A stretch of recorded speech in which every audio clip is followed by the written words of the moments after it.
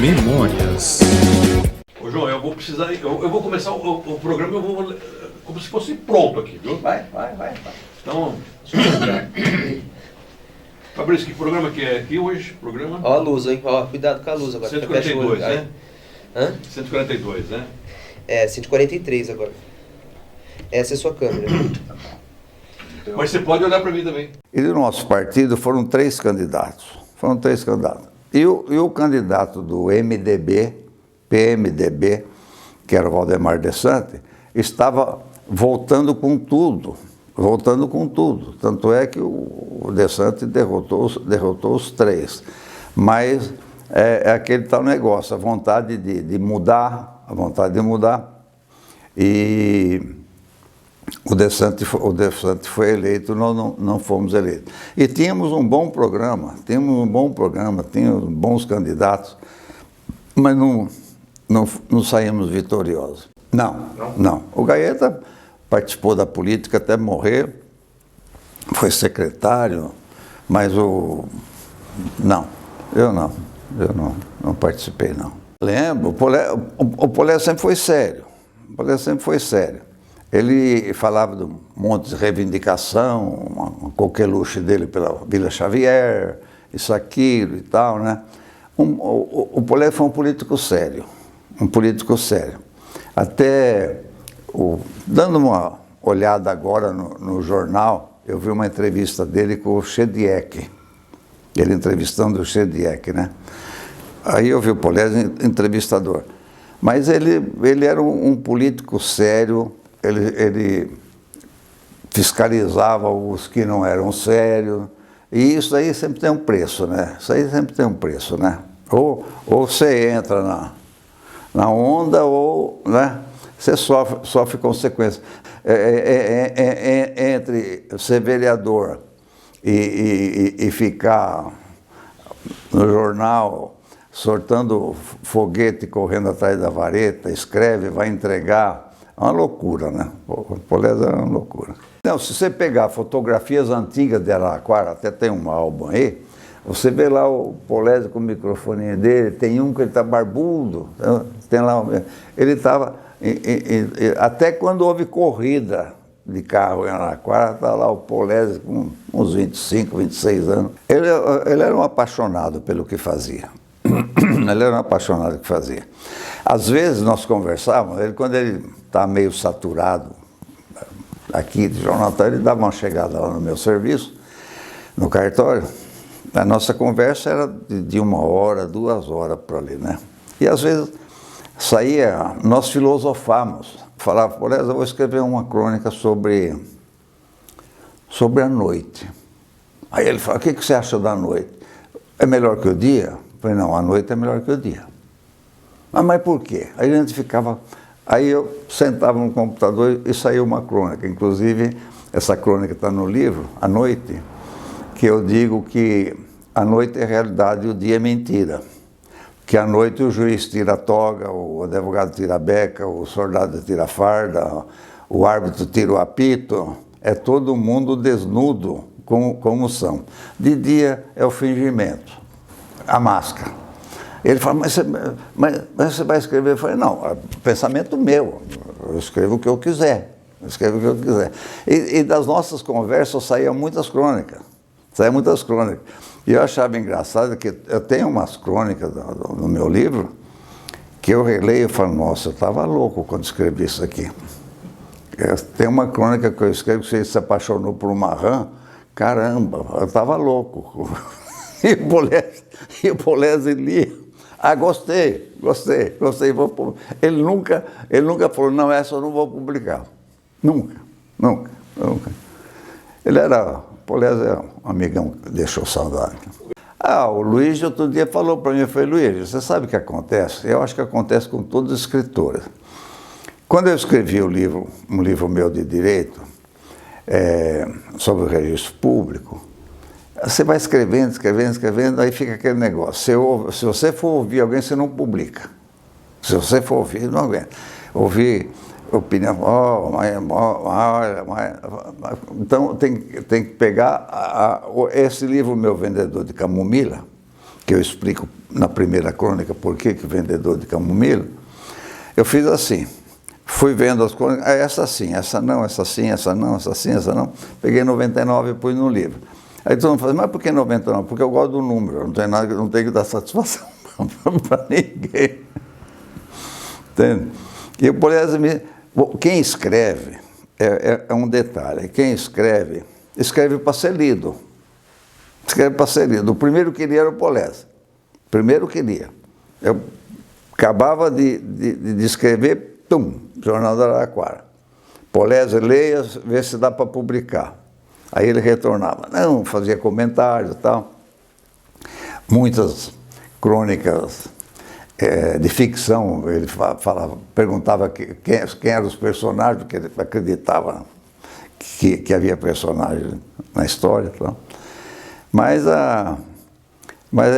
eu incentivava ele e ele me incentivava. Por exemplo, como eu digo, ele repartiu toda a alegria da minha família.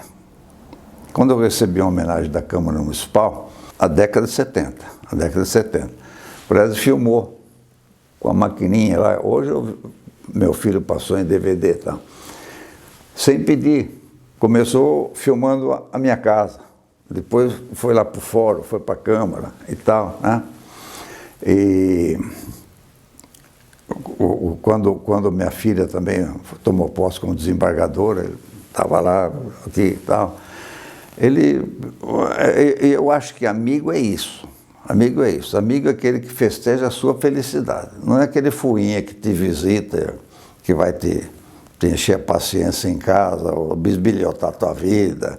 Olha, se eu fosse você, eu cortava isso do seu filho. Olha, não. Graças a Deus já me livrei de tudo isso. Sim.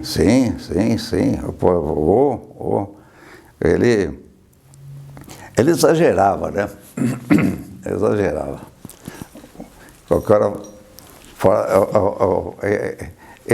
Uma vez ele me viu fazer na inauguração do fórum, eu era escrivão da corregedoria também, que pertencia ao cartório do Registro de Imóveis. Ele estava lá na inauguração e tal, presidente do tribunal, secretário da Justiça, prefeito, deputados e tal, e o Polese lá, andando com a maquininha dele no salão do júri do fórum. Falou um, falou outro, falou o presidente do tribunal, falou outro, tal. O presidente do tribunal falou assim para o juiz diretor: eu gostaria que constasse na ata de instalação isso. O juiz fez assim: vem. Que ata? Falei, caramba, e agora? Eu vou ter que fazer essa ata? E o Polese viu eu redigir a ata, lembrando todos os acontecimentos, tudo o que aconteceu durante a reunião. Ele falou: papagaio, rapaz, você tem uma memória... E ficou. Desde quando ele fazia no rádio, ele tinha um patrocinador de Taquaritinga. Não sei que idade que você tinha. E ele falava: Búzio de Taquaritinga. Eu imitava o Polese, era uma relojoaria, se não me engano, que tinha em Taquaritinga. Nós éramos muito afinados. Muito afinados. Polese, um cidadão, ninguém é insubstituível, mas ele está fazendo falta. Pegar no jornal, ele era exagerado. No Natal ele me ligava: escreve uma crônica de Natal. Eu falei: Polese, eu não tenho mais paciência de escrever de Natal, já escrevi umas 4, pô. Não é? Não, mas escreve mais uma. É Dia das Mães, escreve uma crônica para o Dia das Mães. Aí eu escrevia para o Dia das Mães, falei: eu não escrevo mais, né? Não escrevo mais. E ele era assim. Quando ele pediu para que eu escrevesse sobre personalidade de Araraquara, e me citou alguns nomes que eu realmente conheci, eu falei: Polese, ninguém vai ler. Não tem mais nem parente vivo para ler. Tem que escrever. E chegou uma época que todo mundo ligava para o Polese, vai para o galera escrever, que ele parou, não sei o quê, era uma por semana, agora está uma por mês, tal. Eu escrevi e mandava. E era muita gente ligava, muitos ligavam para o Polese. Aí ele falou: fulano ligou, não sei o quê. Onde ele pegou, uma vez escrevi uma crônica sobre o poder do sorriso. que um sorriso evita uma guerra. Mais ou menos por aí, mais ou menos por aí. Ele pegou essa crônica, levou para um professor de filosofia, para ler, para ver se tinha isso aqui e tal. E se você pensar bem, não é difícil raciocinar sobre o tema, que realmente eu acredito que se esses dois que estão guerreando aí, não vou citar o nome, se encontrarem um contar uma piada para o outro, encurta essa guerra. Você entende? E ele pegava, quando tinha uma crônica assim, Poder do Sorriso, eu sempre fui um defensor. E no meu livro não tem nada triste. Nada triste. Ou é de reflexão, ou é engraçado. Triste não, ou é engraçado. Ou é de reflexão, é engraçado. Eu digo o seguinte, que a pessoa, nós somos aquilo que nós pensamos que somos. O homem é o que ele pensa que é. E está cheio de filósofos afirmando isso aí, tal. E de vez em quando ele manifestava um pensamento para baixo, Polésio, não é bem assim, calma, não é bem assim, a vida, se você pensar desse jeito, acaba virando verdade. Então, o que acaba virando verdade é aquilo que você sente de positivo, né? E a gente filosofava muito. Ela é muito inteligente, né? Polésio era muito inteligente, bom português, escrevia bem. Se ele teve, ele sabia esconder. Você lia às vezes que estava, né, um pouco decepcionado e eu levantava. Para com isso, tal. Ficava bravo quando alguém entrava com algum processo contra alguma coisa que ele publicou, tal. Mas eu não deixava ele entrar na depressão, embora tivesse vestígios para tal. Por isso era assim, se ele começasse, um dia eu estava falando para ele, falei, Polésio, às vezes perguntam para mim por que eu tenho os filhos assim. Eu falo, eu nunca fui um pai chato, nunca fui um pai cobrador. Embora minha vida tenha sido, nunca foi toda de flores, teve momentos difíceis, eu nunca falei para um filho, ó, sabe quanto custa esse tênis seu? Você sabe quanto custa que você está comendo? Você sabe? Nunca falei para ele, não faça isso. Mas às vezes você precisa falar, não pode. A gente debatia, sabe? E a gente debatia. E muita coisa eu só incuti na cabeça dele positivismo. Só. Quando ele dava uma guinada, de vez em quando ele fugia, que era para lamentar alguma coisa. E eu levantava ele. Ele teve muitos amigos em Araraquara. O Wilson Luiz, ele gostava muito do Wilson Luiz. Teve muitos amigos em Araraquara.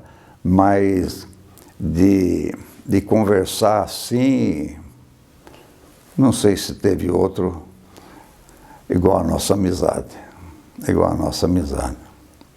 Aliás,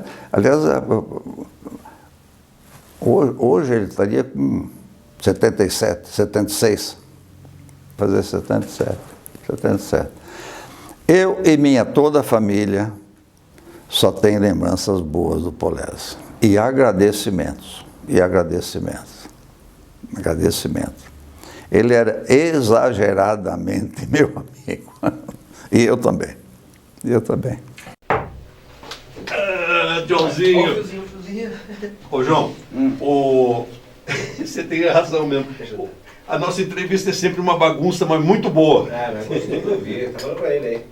Muito boa. Olha que você, mais de uma hora. Ô, João.